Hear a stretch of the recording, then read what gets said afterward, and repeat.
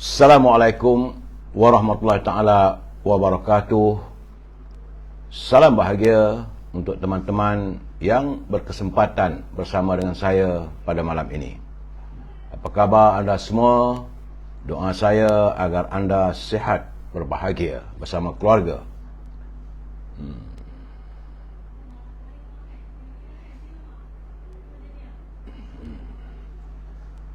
Nama tak muncul. Ini yang saya tak tahu nak buat macam mana ni. Kan salah tekan ni kan lain pula jadinya. Saudara. Macam mana saya nak buat ni?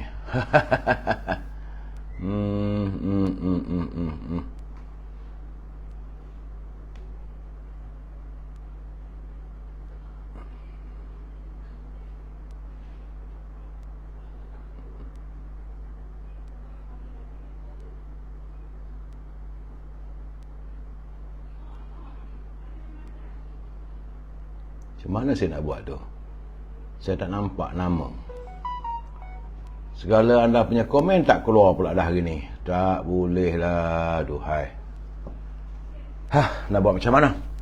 Baiklah saudara, jadi pada teman-teman yang tak sempat saya santuni kerana tak nampak muncul persoalannya. Jadi sebagaimana yang saya katakan, Instagram juga sebagai pilihan. Jangan lupa saudara like, share dan subscribe di Instagram saudara.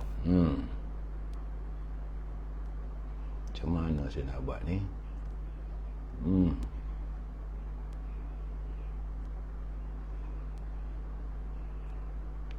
Mana saya nak buat? Saya pun tak tahu. Nama tak keluar. Saya nak buat macam mana saudara? Apa khabar saudara Yauma Waras, Azrul Jali, Mujur Akhirat, Ikram Nordin dari UK ya, saudara Ikram Colin, saudara Ikram Colin daripada UK, saudara Abdul Jalil, saudara Azhar, Tok Kaya, saudara Zul. Ini di Instagram. Tapi di Facebook nama tak muncul. Saya tak tahu nak buat macam mana. Ini masalah saya sekarang ni.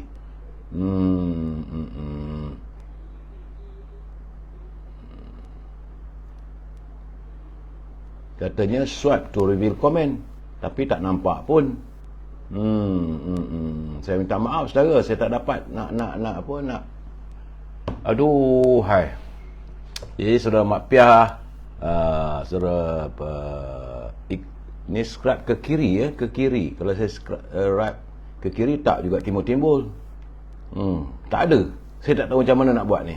Ke kiri ke kanan, ke kiri ke kanan. Saudara Kamu Zaman, saudara salam untuk apa ni, ke mana saya nak tekan ni? Kiri tak ada, kanan tak ada. Dari kanan pergi kiri, okey, saya pergi kanan ke kiri. Tak ada juga. Aduh, dari atas ke bawah tak ada juga. Dari bawah ke atas tak ada juga. Nak buat macam mana saudara? Jadi saya minta maaf lah saudara, sebab hari ini nampak gayanya komen-komen tulisan saudara saya tak dapat nak baca. Ini di Facebook, tapi di Instagram okey. Saudara Azul Jalil, saudara Kamu Zaman, saudara Nizar Fikri. Cuma saya minta jangan lupa like and share. Komen saudara, saya tak tahulah macam manalah diorang ni buat. Sebab dah ada ni Jelajah Amir Hijaz fan ni punya pasal ke, saya tak tahu. Bila dah ada begini dah jadi masalah pada saya pula sekarang ni. Apa yang saya nak buat? Swipe to reveal comment and reaction. Left to reveal, swipe to swipe left. Swipe left tak ada juga. Ini saudara, tak apalah saudara, nak buat macam mana saudara? Ini kesukaran pada saya. Saudara Osman Abdullah, saudara Jali, saudara Anak Fei, ikut satu lagi semua katanya buat sesi soal jawab live bersama pendengar. Saya tak tahu nak buat. Yang nak live ni saudara Ikram pun tak boleh, macam mana kan lagi nak buat sesi soal jawab? Memang saya berhasrat kalau boleh. Saya tak tahu nak buat. Yang sekarang ni yang ada teman-teman yang menghantar komen dan sebagainya pun tak dapat saya baca. Bayangkanlah. Aduh, hai, sekejap ya, sekejap saya nak tengok kalau anak saya ada. Sekejap, kalau anak saya ada boleh dia bertolongkan saya. Tolong bagi ambil tak boleh, tak boleh baca dia punya ni. Komen. Bagi dua-dua sekejap. Aduh, hai. Itulah keadaan saudara. Tak tahu nak saya sengaja nak tunggu. Kalau ada ni apa, diorang ni anak-anak je yang tahu. Saya tak tahu saudara. Saudara Iklim Muhammad, saudara Mankida, saudara Rahmat Abu. Saya tunggu kalau macam mana saya nak buat. Tak seronok lah saya bila live begini, tak ada komen daripada saudara. Nak dengar juga, yang nak maki-maki lah, nak amun-amun lah, nak marah-marah lah. Aduh, hai, anak saya tak dapat turun-turun lagi. Mana ti? Aduh, sekarang dah lama dah ni. Dia tak keluar. Bila tak ada Azrul Jalil, dia kata, Nurul tolong, dia kata. Tak ada tak keluar. Nak buat macam mana tu? Macam mana? Tu. Tak ada. Aduh, baru nampak lah saudara Paipon, saudara Wati, saudara Muhammad Sapri, saudara Zubair Ismail, baru nampak ya saudara Azrul Jalil. Komen kes kapal ke? Selamat malam saudara Paipon, saudara Iman Y, saudara Asraf Imran. Saya minta maaf saudara, jadi saya tak boleh nak sebut lama-lama kerana terlama sangat nak menunggu. Benda tak ni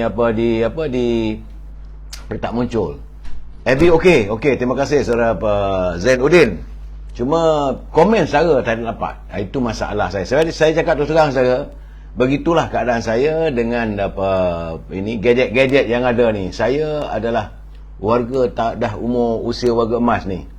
Saya tak pandai. Berusaha nak belajar, tak dapat je. Ya, saudara Rahman Abdullah, tak, saudara Ayang Cik Chun, saudara Syahri Ibrahim, Madam Mekki, Abdul Rahmanab, Azrul Jalil. Dia kata thank you Nurul katanya. Baik saudara, kita teruslah pencerahan sedikit-sedikit yang mana saya dapat baca ya, Intan Zalida sikit-sikit saya baca saudara. Memang pun saya berhasrat kalau boleh nak baca komen saudara dan kita berbincang soal itu. Tapi sekarang ni nak beri pencerahan pun dalam keadaan yang sukar, macam mana lah nak bincang. Baik saudara, hari ini saudara hari Khamis 11 Ogos. Jangan lupa saudara, hari ini malam Jumaat, malam 1000 rahmat. Sentiasa berdoa malam ini, doa kita insya-Allah akan dimakbulkan oleh Allah SWT. Saudara, malam 1000 rahmat, malam Jumaat. Dan hari ini adalah hari yang ke-873 COVID-19 menyerang bumi tercinta ini saudara. Menurut laporan daripada saudara Rio, saudara Jamil Idris yang hantar pada saya pagi tadi, nampaknya semalam ada peningkatan lagi.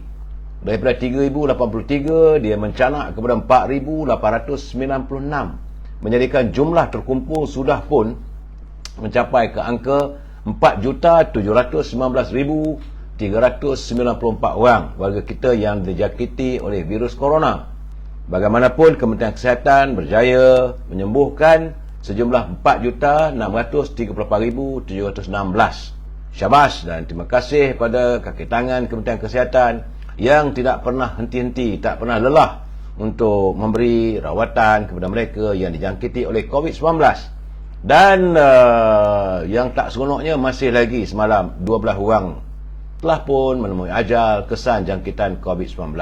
Sebab itu saya berpesan pada anda, jagalah diri kita, pastikan supaya kita tidak dijangkiti oleh virus corona. Saudara Ismailis, saudara Syam Haji Nawawi, saudara Mat MH Darwin, Joka Karim, saudara Zainal bin Muhammad Dalil, saudara Rizal Manatan, salam semua okey, Amy Furniture, Abdul Rahman, terima kasih.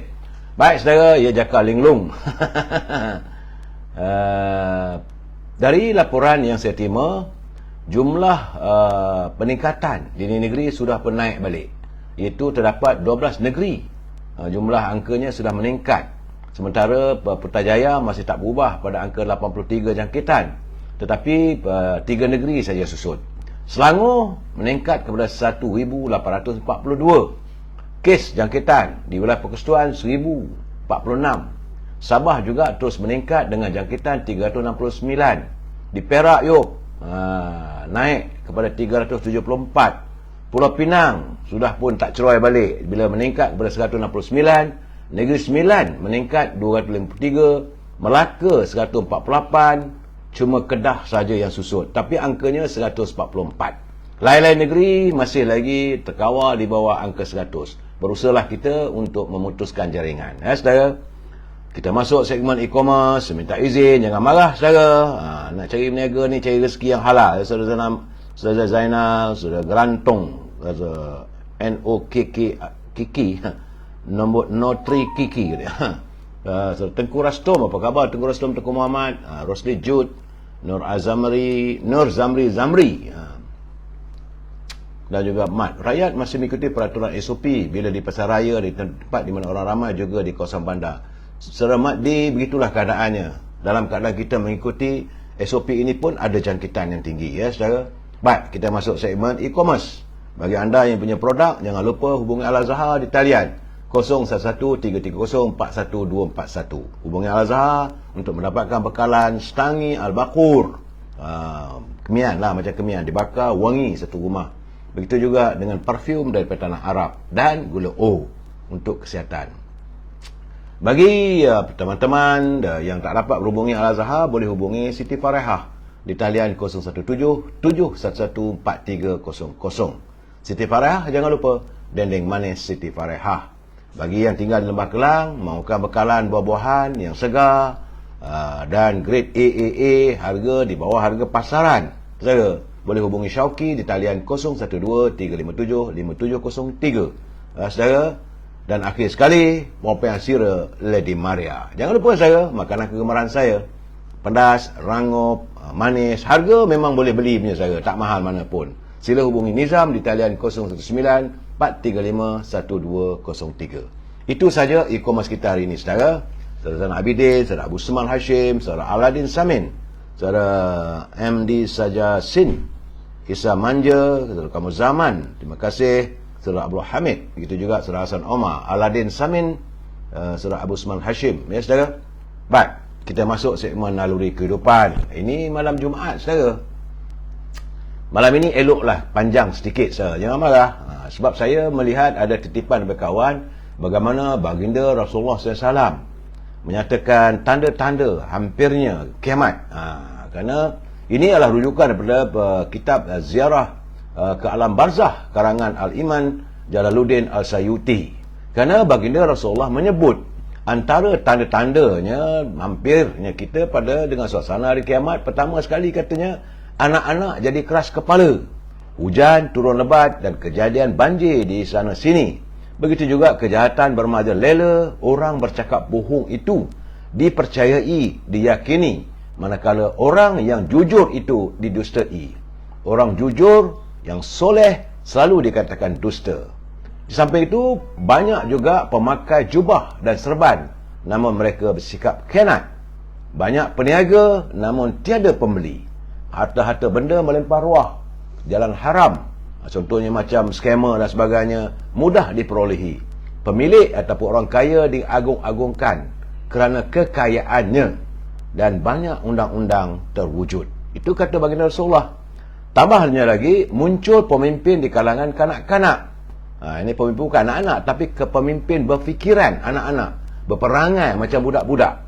Kemudian golongan wanita bertambah, lelaki berkurangan kerana gejala sosial. Macam contohnya, saudara, adalah dadah dan sebagainya. Penguasa-penguasa hadir sebagai pengkhianat yang zalim. Timbangan dan ukuran dalam aktiviti perniagaan dikurangkan. Itu berlaku penipuan. Pemimpin sibuk dengan harta, namun golongan bawah sibuk menyebar ilmu. Jadi pemimpin saja yang sibuk dengan harta, orang bawah saja sibuk mencari ilmu. Lelaki membunuh saudaranya. Berlaku pembunuhan. Antara adik-beradik pun sanggup berbunuh-bunuhan saudara. Tambah baginda lagi, tanda kiamat, banyak khatib atas mimbar, namun khutbah yang dibacakan tidak difahami. Pergi masjid macam besok kita semayang solat Jumaat, kita dengar baik-baik apa yang disampaikan oleh khatib, tetapi selalunya kata baginda Rasulullah SAW, bila tanda-tanda kiamat, apa yang dibacakan, yang disampaikan oleh khatib tidak difahami. Ulama condong kepada pemimpin untuk menghalalkan yang haram. Jadi halal dan haram dilanggar demi menjaga kepentingan diri. Tambahnya lagi, satu kaum yang makan dengan lidah-lidah mereka semacam lembu. Bermaksud mereka suka memuji orang yang suka kepada mereka. Itu menjilat-jilat. Orang yang suka menjilat, membodik, mengampu. Orang mukmin menyembunyikan keimanan. Orang munafik melakukan kesalahan secara terang-terangan. Dan para alim ulama mendambakan itu inginkan kematian sehingga digambarkan mati itu lebih baik daripada emas berwarna merah. Itu dinyatakan oleh baginda Rasulullah. Tambahnya lagi, antara ciri-ciri hampirnya kita dengan kiamat apabila datangnya 50 orang yang sembahyang, tapi tiada satu orang pun solatnya diterima. Kerana tidak diletakkan Allah sebagai keutamaan. Ibadahnya adalah kerana riak. Tiada lagi harta pusaka yang dibagi-bagikan kerana manusia terlalu tamak. Dan tiada lagi kegembiraan dalam perihal harta ghanimah, iaitu hilang semangat untuk berjuang dan sebagainya. Dapat jiran yang buruk, perkahlian jiran, adik-beradik, teman sepejabat sering bergaduh. Dihentikan pedang daripada dan ramai orang mahu mencari memperoleh keuntungan dunia melalui agama. Sebab itu agama ini dijual, dijaja kerana mereka mahu mencari yang memperoleh kesenangan hidup. Yang paling ditakuti oleh baginda Rasulullah SAW, saudara, adalah mereka mendapat pemimpin yang menyesatkan. Pedang diletakkan berterusan, perang berterusan hingga kiamat. Sekarang saya lihatlah macam mana apa berlaku di Suria, saudara, di Iraq, di Palestin, ya, di Rusia, Ukraine, berterusan peperangan. Dan ini para akhirnya baginda Rasulullah menyatakan antara tanda-tanda kiamat apabila manusia yang buruk perangai, rosak perjanjian dan amanah dalam hidup, akhirnya mereka saling berselisih. Akan muncul para pemimpin yang berjalan tak sesuai dengan petunjuk ataupun sunnah Rasulullah. Lahirnya generasi yang hati mereka sudah mati, iaitu hati-hati syaitan. Dan akhirnya terjadinya fitnah, perpecahan, perselisihan di kalangan orang Islam. Jadi saudara, berhati-hati. Inilah keadaannya. Dunia sudah semakin akhir zaman. Saya hanya menyampaikan sempena malam ini, malam Jumaat, saudara. Jadi hayatilah. So kalau boleh kita ketepikan apa yang dikhuatirkan oleh baginda Rasulullah. Ingatlah saudara, apa saja amal ibadat kita hanyalah semata-mata kerana Allah Subhanahu Wa Taala. Terima kasih saudara Rosni Yunus, saudara Zul 607, Rozaini, saudara Mak Effendi, Budi Ulik, saudara Hosman Nur, Zulkifli Zain, Syed Muhammad Syuari. Saudara, kita masuk segmen Mutiara Kata. Kata Cikgu Ibil, katanya, jadilah seperti akar. Dalam hidup kita ni saudara, jadilah seperti akar. Meskipun tidak terlihat dan terbenam di dalam tanah serta diinjak-injak, namun ia tetap tulus menguatkan pepohon dan menyuburkan batang serta dedaunan. Walaupun orang pijak, dia terbenam dalam tanah, tapi semangatnya, dia tahu tugasnya untuk menegakkan, mengukuhkan pepohonan hidup subur di atas muka bumi untuk kebahagiaan manusia. Saudara, terima kasih Cikgu Ibil yang cukup berarti bagi saya, saudara. Dan saya lain tak ada, saya harus mengingatkan pimpinan agar berhati-hati dalam berbelanja wang negara, kerana kita tak mahu negara boleh jadi muflis kalau kita berbelanja tanpa had, saudara. Dan saudara, bicara kita malam ini politik tanpa noktah. Nampak gayanya masih lagi berpolitik tanpa noktah. Rakyat dah susah, tapi orang masih lagi berpolitik. Tak tahulah sampai bila politik ni mau dihentikan atau dinoktahkan. Tapi sebelum saya membicarakan lagi, kita santun pantun Pak Nazil. Senja-senja tadi dia hantar kiriman pada saya. Nampak gaya macam bergegas lah. Terima kasih Pak Nazil, begitu setia dengan anda, dengan saya untuk berkongsi kiriman pantunnya. Kata Pak Nazil, rebus lala, jeruk keranji, udang galah digoreng berlada, menanggung masalah, untungnya tiada. Jadi lala tu maksudnya sejenis siput, itu kulitnya nipis macam kepah, saudara. Yang mengkhianati perjanjian, orang yang khianat lah, macam orang lompat parti lah. Jadi akhirnya kita menanggung masalah, untungnya tiada. Tambah Pak Nazir lagi, baik nyerakan berbudi bahasa, hati tersentuh, langsa, bapa peruntuh, si kutul moden. Itu sebenarnya bukan orang Melayu yang meruntuhkan bangsanya, tetapi bapa peruntuk adalah psikiater moden. Memang sekarang ni ramai psikiater moden yang mereka tidak lagi sayang pada bangsanya. Saudara, Saudara Ahmad Faizal, Saudara Bukhari Zain, Saudara Muhammad Effendi, Gedung Ilmu, kita membedah sedikit pemikiran Allahyarham Zakbar, iaitu tokoh pemikir Melayu abad 20. Ini melalui kiriman buku yang dikirimkan oleh Tan Sri Johan Jaafar kepada saya berjudul Perangai Bergantung pada Diri Sendiri. Ini contoh, saudara, bukunya yang diterbitkan oleh Dewan Bahasa, saudara. Jadi saya kutip dan saya cuba terjemahkan untuk kita punya perbincangan dan panduan kita, saudara. Kerana menurut Allahyarham Zakbar, hidup di bumi tercinta ini dengan pelbagai kemudahan yang dimiliki tidak seharusnya menjadikan kita bangsa yang mundur. Seharusnya kita lebih hebat dan lebih sukses dari bangsa lain yang sekadar menjadi pendatang pada asalnya, saudara. Namun, kerana mereka memegang prinsip untuk terus berusaha, walaupun mereka tidak mempunyai pelajaran yang tinggi, tetapi dengan sedaya mungkin mereka berusaha. Mereka berkebun sayur, berjual kayu api, berjual air batu, sama ada dengan mengayuh basikal berbatu-batu jauhnya, dan ada kalanya sekadar mengayuh beca roda 3. Dengan usaha gigih, mereka berjimat dan berbelanja, bercekang, makan minum. Akhirnya, mereka mampu menghantar anak-anak mereka ke sekolah dengan belanja sendiri, saudara. Malah, wajar difikirkan, meskipun mereka menghantar anak-anak belajar ke sekolah, yang bukan kerajaan, tidak secara percuma. Mereka akan berusaha membayar setiap yuran dan keperluan persekolahan dengan biaya wang sendiri. Jauh bezanya dengan warga kita, bangsa kita. Menghantar anak-anak ke sekolah secara percuma, malahan terkadang memperolehi bantuan beasiswa. Dengan segala kepayahan serta kesukaran bangsa lain, mereka berusaha dan berikhtiar serta percaya pada kekuatan diri sendiri. Akhirnya, mereka beroleh kejayaan jauh lebih maju dari bangsa kita. Inilah yang perlu kita sedari, betapa pentingnya kita merubah untuk menjadi bangsa yang tidak mengharapkan bantuan orang lain, tapi tegas melakukannya dengan usaha dan daya kita sendiri.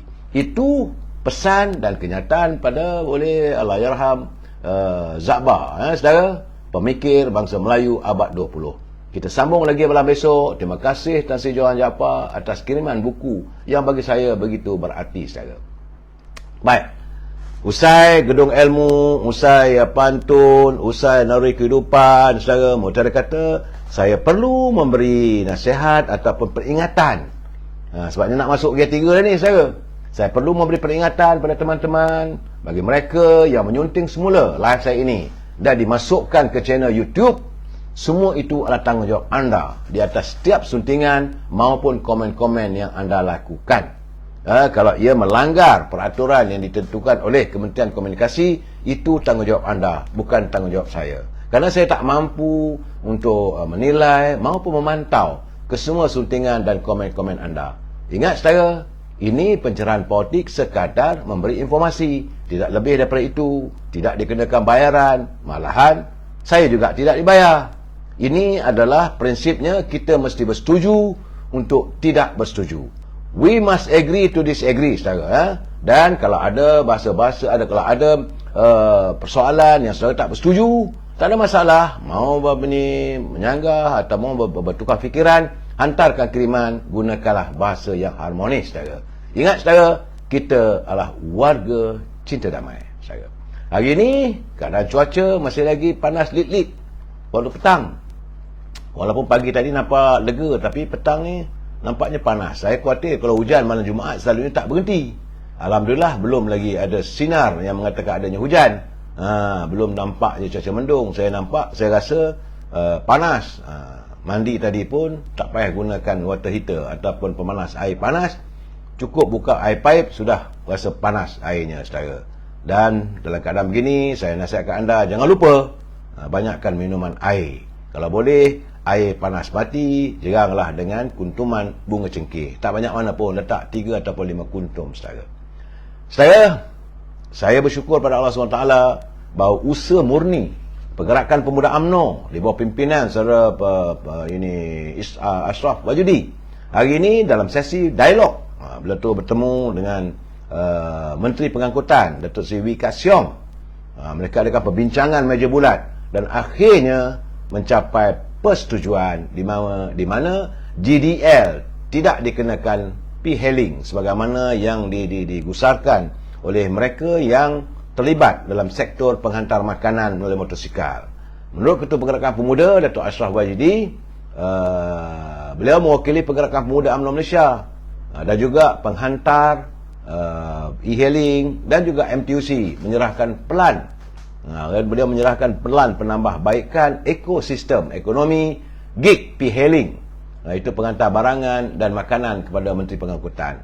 Alhamdulillah, Pemuda UMNO melalui Sekretariat Pekerja Muda yang dipengerusikan oleh Fairuz Jamaluddin akan terus memantau di mana persetujuan yang dicapai.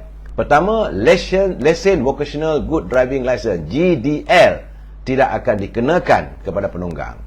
Kemudian, satu mekanisme pendaftaran vokasional baru yang tidak akan membebankan penghantar akan diperkenalkan. Ini termasuklah memberikan moratorium atau cah yang paling minima dan nominal. Rekod ini penting untuk memastikan kerajaan punya mekanisme untuk menyalurkan apa jua bantuan secara efektif dan melakukan kauslia aspek kebajikan penghantar. Itu matlamatnya.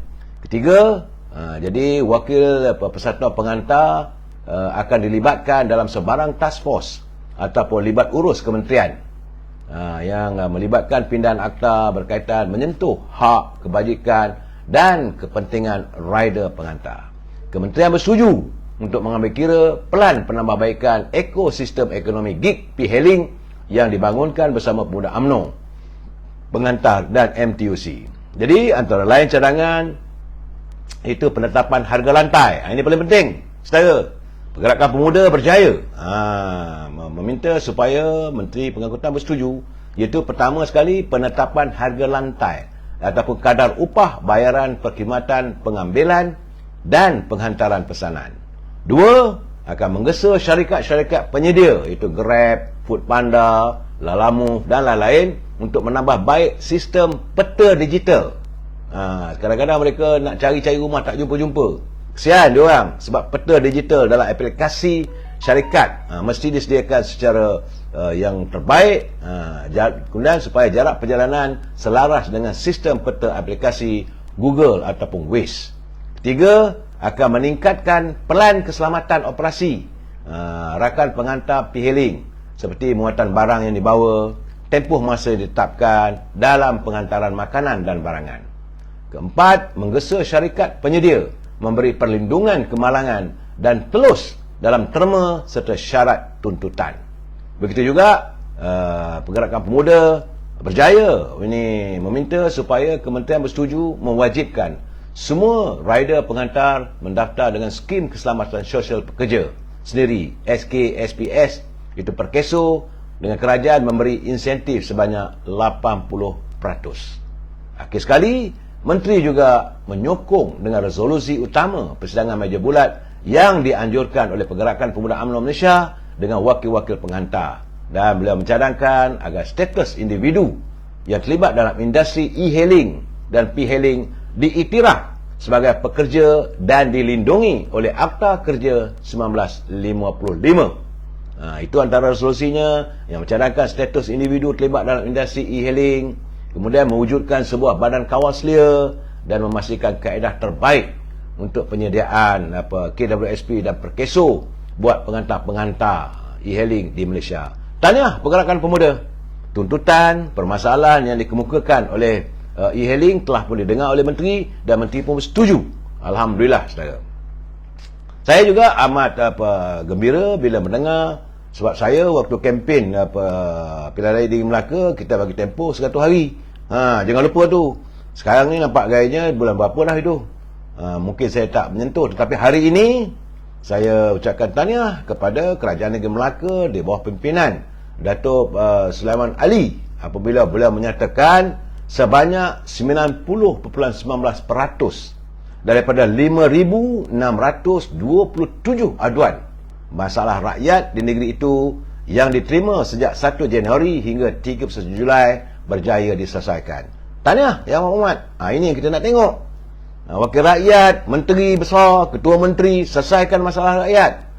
Cuma katanya baki 9.81%, iaitu sekitar 502 aduan lagi masih dalam tindakan agensi berkaitan dan memerlukan sedikit masa untuk diselesaikan. Jadi artinya dia dapat daripada 5,627 dikira satu persatu aduan. Dan ada berbaki lagi 502 aduan yang perlu ditangani dan sedang akan ditangani. Jadi Datuk Seri Sulaiman kata kerajaan negeri memberikan fokus kepada 4 objektif utama dalam mengadakan hari bertemu pelanggan dan sebagainya. Antaranya ialah meningkatkan keupayaan, kecekapan dan keberkesanan pengurusan aduan dengan lebih efektif serta menambah baik pendekatan dalam memperolehi dan memahami isu yang dihadapi rakyat dan sebagainya. Tahniah Kerajaan Negeri Melaka, teruskan usaha agar Melaka terus gemilang di bawah pimpinan Kerajaan Barisan Nasional. Saya tak dengar lagi, yang saya dengar kabarnya Datuk On Hafiz telah pun menghadap Duli Yang Mulia Tuanku dalam penetapan hari cuti umum.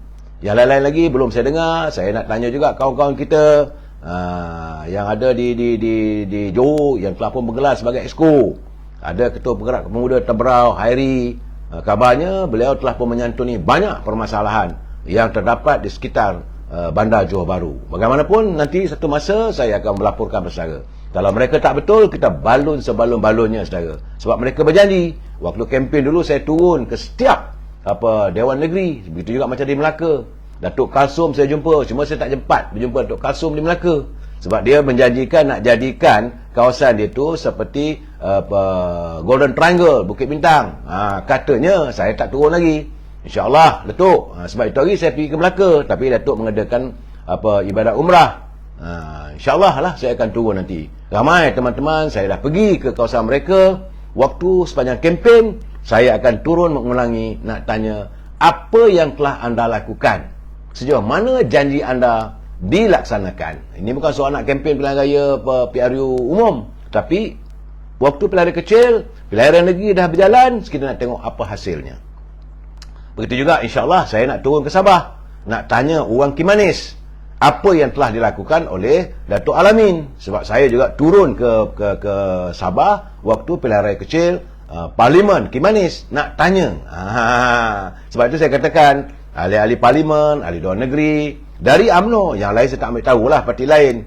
Saya bercakap bahawa anda tidak terlepas dari pandangan saya, dan kalau tak betul saya akan terus menyuarakan. Kerana bagi saya berusaha untuk menjadi penghubung antara rakyat dengan pimpinan saudara. Dan cuma yang tak senangnya, ini saya tak senang, ada juga bukan tak ada.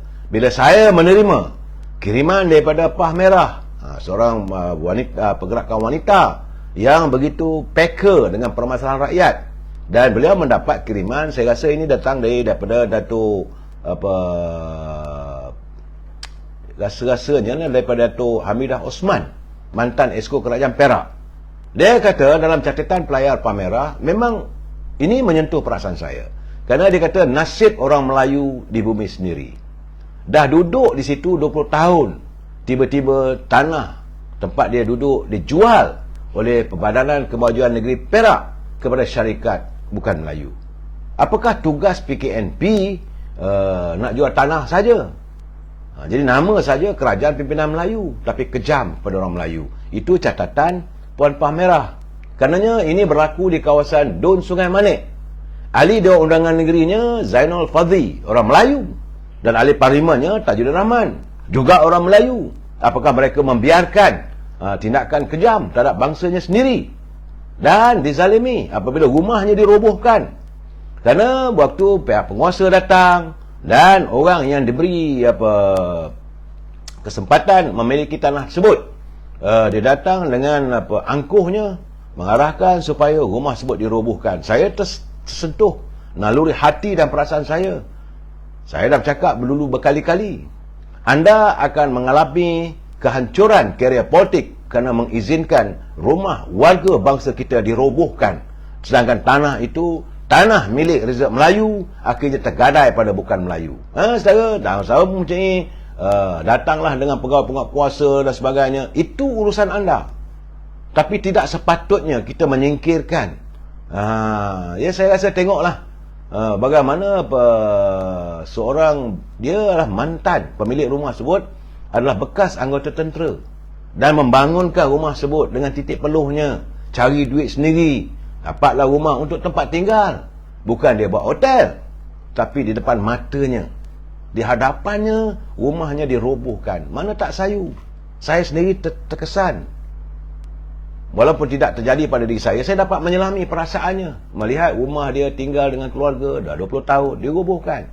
Sebab itu persoalannya di mana sifat kemanusiaan kita, terutama wakil rakyat yang hidup senang lenang. Anda hidup senang lenang, anda dapat gaji besar, tapi ada bangsa kita yang bukan sekadar pengemis, yang dihalau daripada bumi sendiri. Rumahnya diroboh depan mata. Saya tak boleh terima keadaan begini. Bolehlah bercakap dengan parlimen, berdegar-degar, pumpang, pejuang bangsa lah, pejuang rakyat. Apa jadi? Sebab saya melihat, saudara, bagaimana bekas tentera ni, rumahnya pun bukan di tengah kota raya, di pinggir desa sekitar 3 km jauhnya daripada kampung-kampung biasa.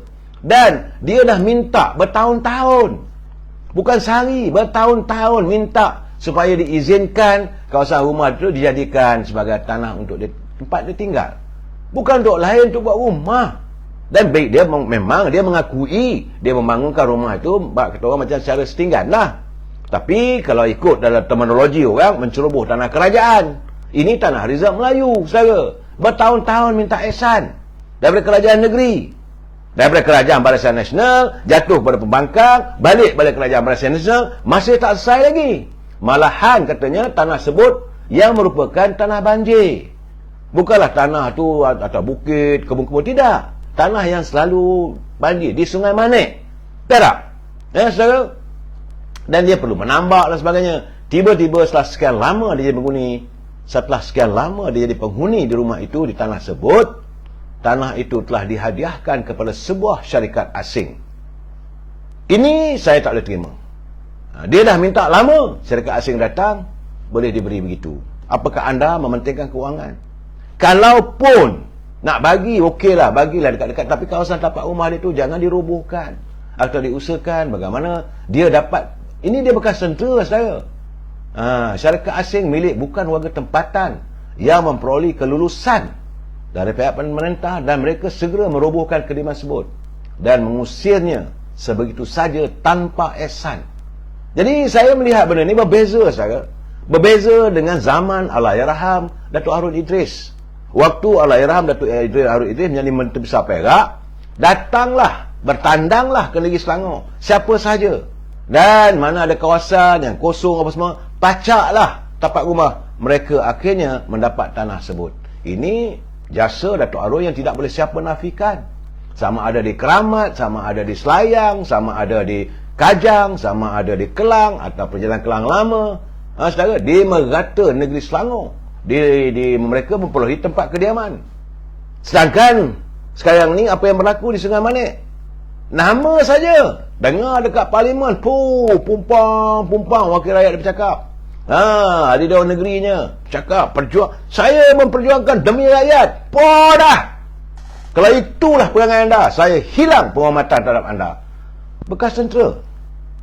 Apakah tak bolehkah diusahakan? Dan kawasan rumah dia buat tu bukan kawasan yang ada nilai yang tinggi, kawasan selalu banjir.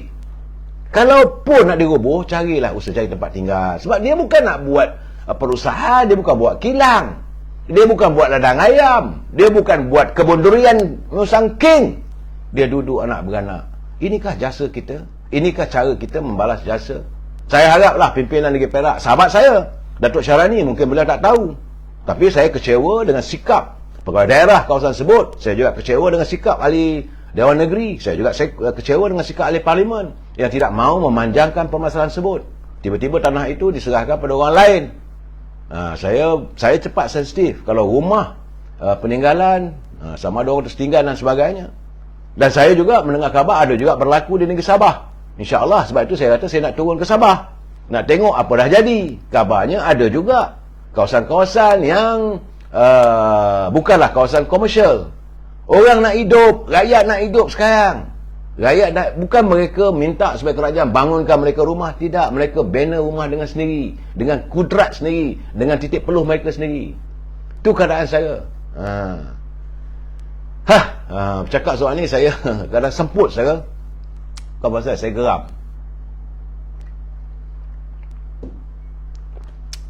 Saya geram kalau melihat pemimpin tidak menyantuni masalah rakyat. Bukanlah saya nak memperjuangkan benda tak betul. Okey, kalau melanggar undang-undang tak apa. Tapi kita sebagai pemimpin carilah upaya bagaimana nak menyelesaikan masalah ini. Apakah tidak ada kawasan-kawasan lain yang berhampiran yang boleh disediakan? Okey, ni tanah lot, kau buatlah rumah kau kat situ.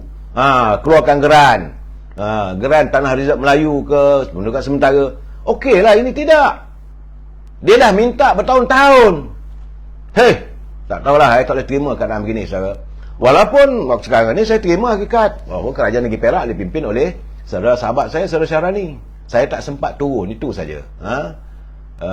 Fakul Razi ke, Datuk Seri Tajuddin ke, boleh bercakap je lah hingga mingau. Dan hari ini juga saya melihat, saya pun geleng kepala. Memanglah dia kata kalau boleh jangan dibincangkan dalam media sosial. Ini keputusan sahabat saya. Beliau adalah selaku Timbalan Menteri Sumber Manusia, Datuk Awang Hashim. Bila dia kata bahawa waktu kerja rakyat Malaysia dikurangkan daripada 45 jam, daripada 48 jam kepada 45 jam. Jadi artinya rakyat Malaysia nak dididik supaya lebih bermalas-malasan. Di saat kita menghadapi tekanan masalah ekonomi, rakyat dididik supaya lebih manja. Ini bukan cara yang baik. Memang saya tahu soal orang kalau boleh nak senang, lebih senang lagi. Mungkin saudara tak setuju dengan pandangan saya. Tak ada masalah bagi saya. Saya memikirkan. Kerana saudara mulai September, kata Awang Hashim, Datuk Awang Hashim, dia kata waktu bekerja dikurangkan kepada 45 jam daripada 48 jam seminggu. Saya fikir macam mana kita nak maju macam ni. Sedangkan cuba Awang Hashim ni pun dia bukan orang lain. Lebay juga. Apakah dia lupa pesan baginda Rasulullah SAW? Kata baginda Rasulullah SAW, bekerjalah kamu seolah-olah kamu akan hidup 1000 tahun lagi. Beramallah kamu seolah-olah kamu akan mati besok. Itu pesan baginda, artinya kena bekerja, kena berusaha, bukan bersenang-senangan. Dan jangan lupa bagaimana negara Jepun maju. Kerana budaya di negeri Jepun, kalau suami itu pergi kerja, bila suami itu balik rumah awal, dia dibenci oleh keluarganya.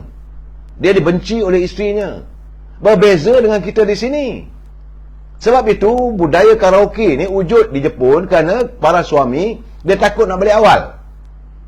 Kita di sini balik lewat, tutup pintu, tidur di luar. Tapi di Jepun kalau suami balik awal, kata dia kerja, balik pukul 5 petang. Pukul 5 petang, sampai rumah pukul 6 petang. Ialah kereta api laju di Tokyo sebagainya. Dia akan dibenci oleh isterinya.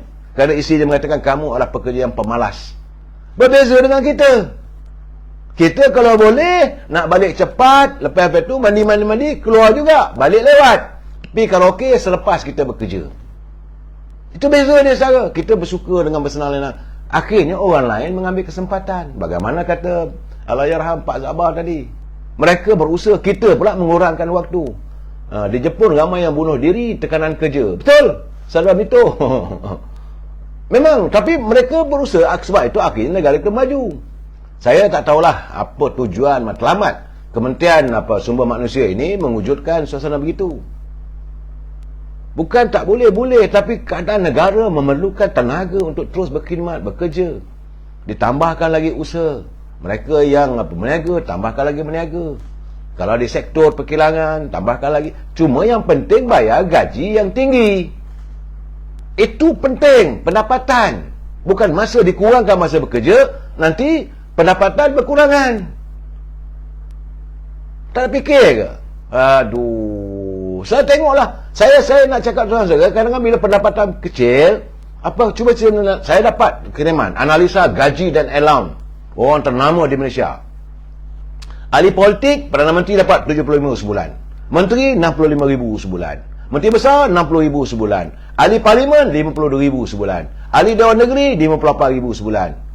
gaji minima ketua kampung 1,200.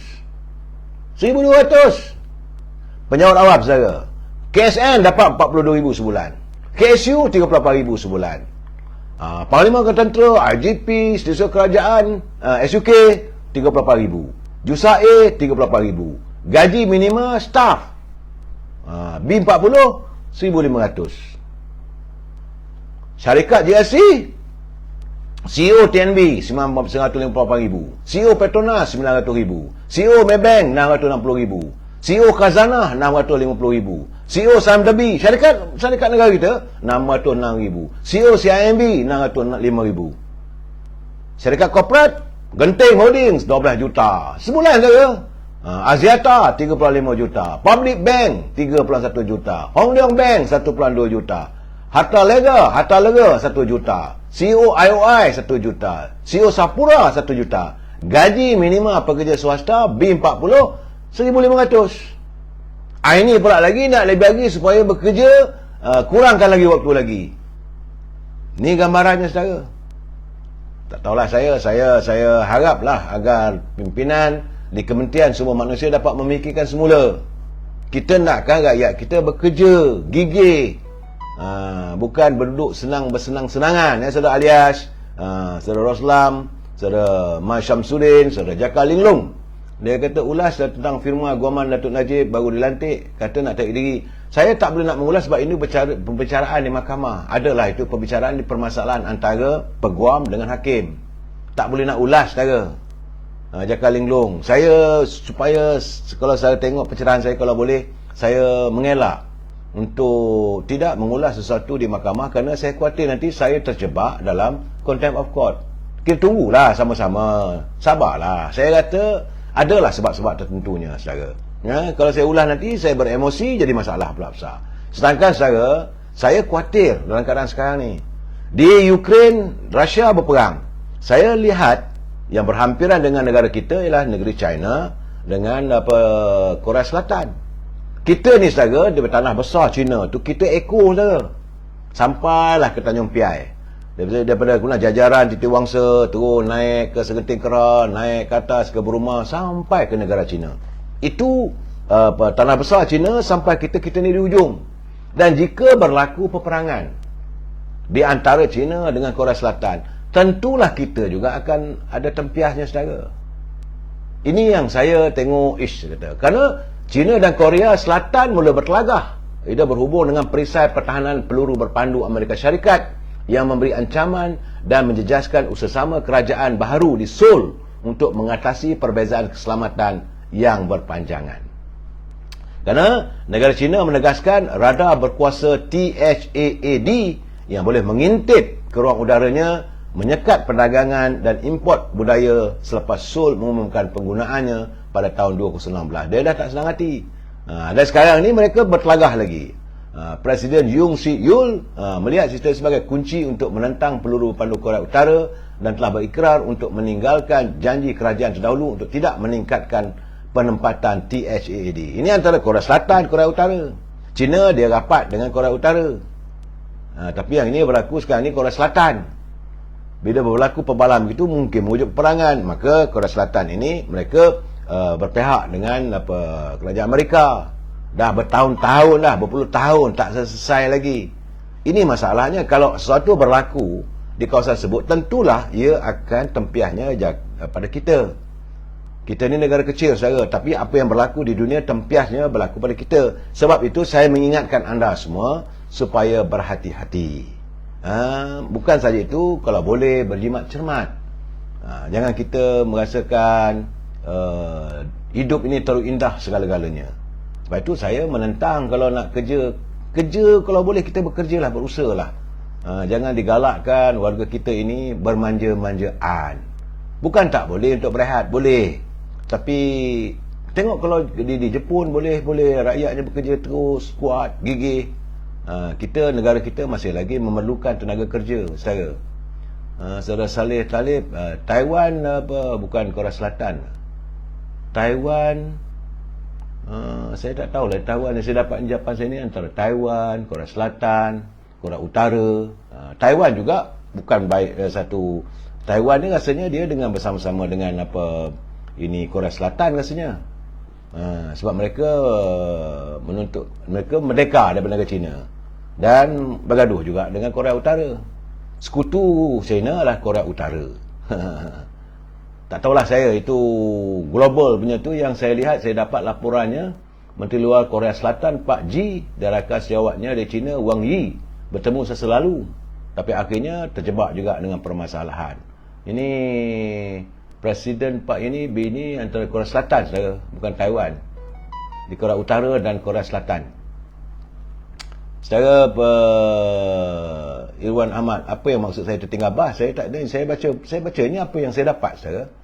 Saya pejabat Presiden Korea Selatan hari ini berkata sistem yang ditempatkan negara itu adalah platform untuk mempertahankan diri selepas Beijing menuntut Seoul tidak menggunakan bateri tambahan dan menghadkan penggunaan sedia ada. Jadi mereka bergaduh. Saya nak bagi peringatan, China, Korea Selatan berkelagah. Berhubung dengan Amerika, dia lebih kepada usaha kerajaan baru di Seoul. Memang Seoul, kalau saudara pergi ke Korea Selatan, saya akan lihat banyak ketumbukan tentera di sana. Saya pernah sampai ke sana. Persilahan pendapat mengenai sistem pertahanan anti peluru pandu terminal altitude tinggi THAD muncul selepas lawatan pertama yang dilihat ke China oleh Menteri Luar Korea Selatan. Itu keadaannya saudara. Saya tak tahulah bila saudara kata saya tertinggal bas. Ini saya baca ni apa yang saya dapat daripada Reuters. Nak baca siapa lagi? Ini antara Korea Utara, Korea Selatan, mereka berbalah. Itu keadaannya saudara. Dan sesuatu yang menggembirakan kita saudara ya.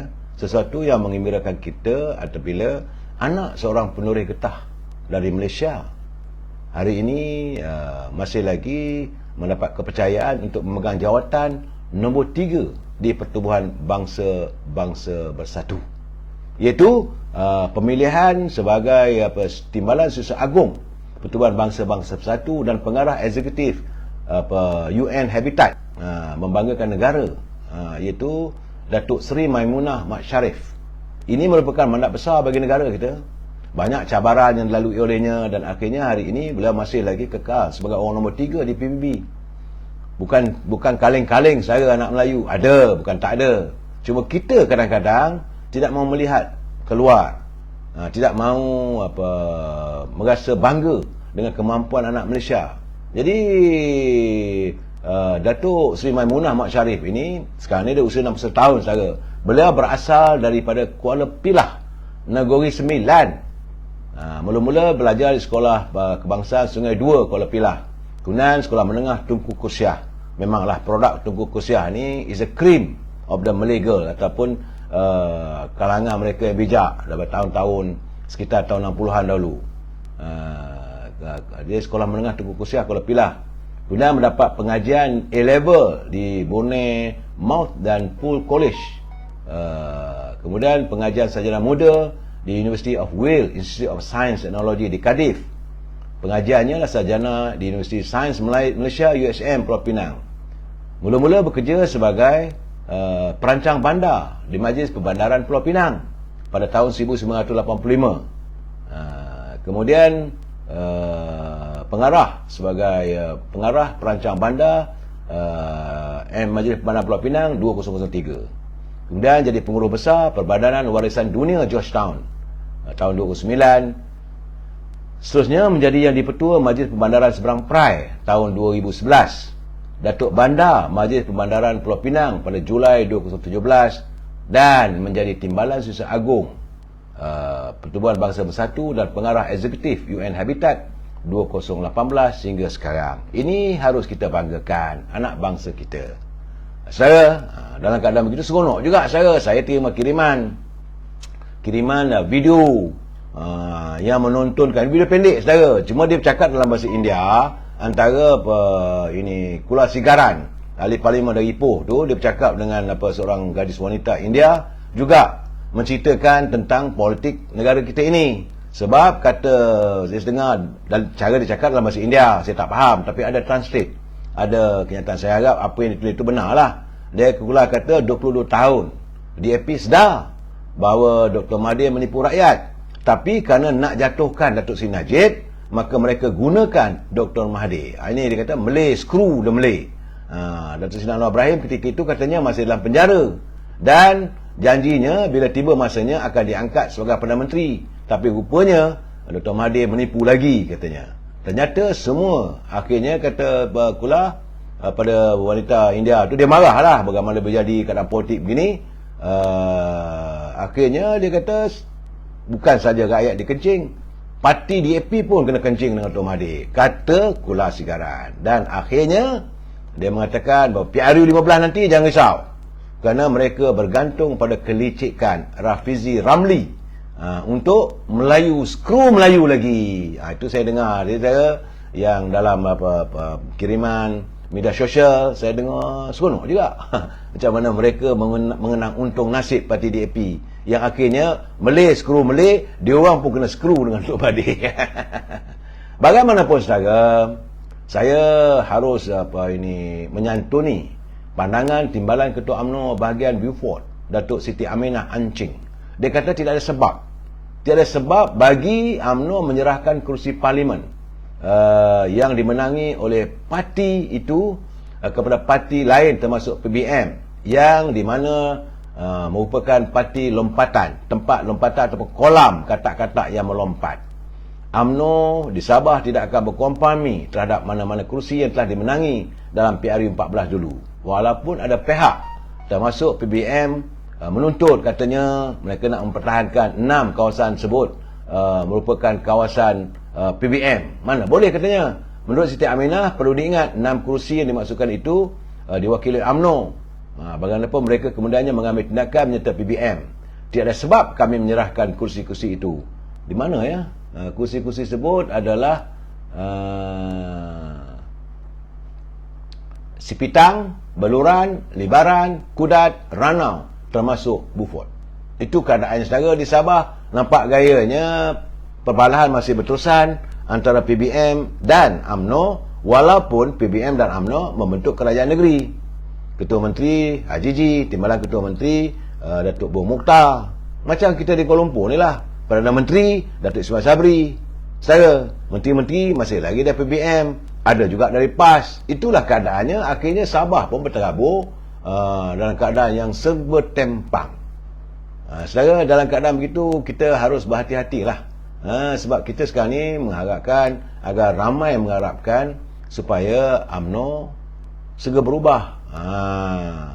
Kerana sebagaimana dinyatakan oleh veteran UMNO Tan Sri Syaril Samad, beliau berkata ramai mengharapkan agar parti UMNO berubah seiring dengan zaman. Beliau berkata UMNO menyedari perkara ini dengan melakukan transformasi, meletakkan majoriti calon muda pada PRU Negeri Melaka dan Johor, dan seharusnya ia diteruskan untuk pilihan raya akan datang.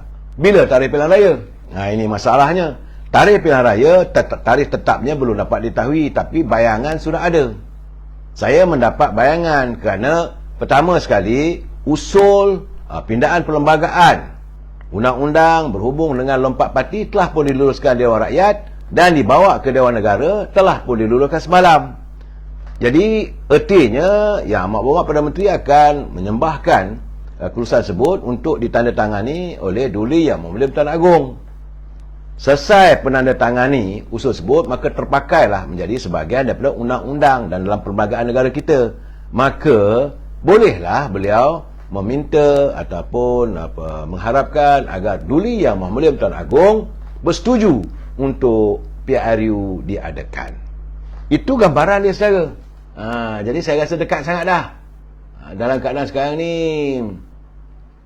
saya rasa wajarnya kita ni menghayati pandangan pemimpin-pemimpin kita. Sebab menurut Datuk Seri Zahid, ini pandangan Presiden UMNO. Dia kata parlimen boleh dibubarkan pada bila-bila masa. Jentera dah siap sedia untuk memastikan Barisan Nasional kembali dominan dan menang pada PRU. Dan katanya kita mahu mandat baru. Ini menurut Presiden UMNO, Datuk Seri Zahid Hamidi. Cuma beliau ingin mengingatkan masih wujud suara-suara sumbang yang mengajak kepada perpecahan dan persengketaan. Oleh itu, jaga perbuatan dan setiap tutur kata sama kita. Berhenti menembak dari belakang, berhenti menembak kawan, Sepatutnya halakan muncung senapang ke arah musuh. Sebab itu Datuk Seri Zahid merumuskan bahawa untuk bersatu itu memang payah. Meskipun tidak mustahil, tapi payah.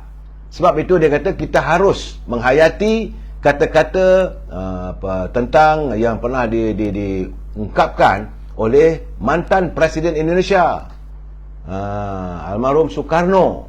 Dia kata perjuanganku lebih mudah untuk melawan penjajah, tetapi perjuangan kalian lebih sukar kerana perjuangan melawan bangsa sendiri. Itu kenyataan Soekarno. Jadi sebenarnya apa sebenarnya yang ingin disampaikan oleh Soekarno pada warga bangsa Melayu? Sebenarnya tidak mengapa untuk berbeza pendapat, asal niatnya satu, iaitu penyatuan bangsa dan bina nusa. Dalam satu pidato, Presiden Soekarno berkata, perjuanganku lebih mudah kerana melawan penjajah, namun perjuangan kalian akan lebih sulit kerana melawan bangsa sendiri. Ungkapan ini adalah satu ungkapan Presiden Soekarno yang terkenal. Maksud dari ucapan itu, beliau mengingatkan rakyat Indonesia dan bangsa Melayu tentang ancaman yang dihadapi oleh bangsa kita. Ancaman itu ialah hilangnya persatuan dan perpecahan antara warga bangsa. Jadi walaupun kita tidak dijajah, kita dah berjaya menuntut kemerdekaan. Tapi untuk mengisi kemerdekaan, untuk meneruskan lestari kemerdekaan yang kita miliki ini yang dibimbangkan oleh Soekarno. Kita menentang penjajah lebih mudah daripada menentang perangai sikap bangsa kita yang akhirnya mengundang perpecahan. Kita saling menjatuh antara satu sama lain. Ini juga lah yang dibimbangkan oleh Datuk Zahid Hamidi selaku Presiden UMNO. Saudara, kita sambung lagi malam besok. Wabillahi taufiq wal hidayah. Assalamualaikum warahmatullahi taala wabarakatuh. Selamat malam. Jangan lupa berdoa malam ini malam 1000 rahmat.